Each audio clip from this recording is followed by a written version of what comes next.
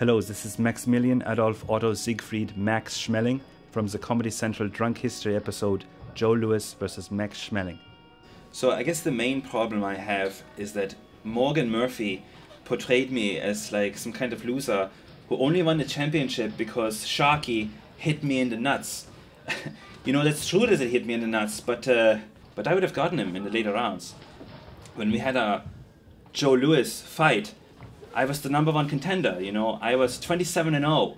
So when Morgan Murphy says that the only reason I won the fight was because Joe Louis was doing more stuppings and training, you know, I have a big problem with this because I studied the film. I exploited his weaknesses. So one of the things he did when he came in with the left, and he came in with the left jab, he would always drop his hand right after. And then I came in with the right cross, you know, and I pounded him round after round until he couldn't go on anymore. I was the first person to put Joe Louis on his ass in his entire career. After that, Morgan Murphy says that Hitler, you know, built this next fight as the Nazi versus the American Joe Louis. You know, I was seeing this happening, but I didn't like it. You know, I never once subscribed to Hitler's ideologies. I hid 2 kids in my apartment during the Holocaust. You know, I wasn't some Nazi puppet, you know.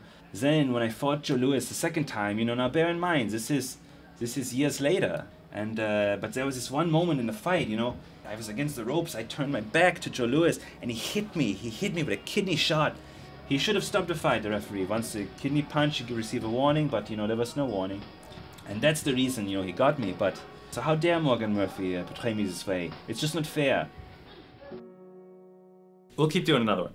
Yeah, we'll do one more. Because I didn't want to do it on the jab, because then I'll actually hit the proof. So, you know, I don't like the way that Morgan Murphy, you know, guys, they're gonna... Sorry.